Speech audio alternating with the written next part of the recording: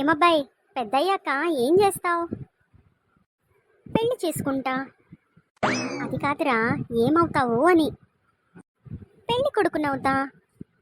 ఒరేయ్, నా ఉద్దేశం పెద్దయ్యాక ఏం సాధిస్తావా అని అడుగుతున్నా. పెళ్లి కూతుర్ని సాధిస్తాను. ఉఫ్. ఒరేయ్, పెద్దయ్యాక అమ్మా నాన్నల కోసం ఏం తెస్తావు, ఏం చేస్తావు అని అడుగుతున్నా.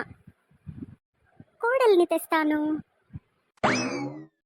ఒరేయ్ సచ్చినోడా, మీ నాన్న నీ దగ్గర నుంచి ఏం కోరుకుంటున్నాడు? మనవడిని. ఒరేయ్ బాబు, ఇంతకీ నీ ఆశయం ఏమిట్రా? మేమిద్దరం, మాకిద్దరు. ఇలా ఉన్నారేంట్రా బాబు?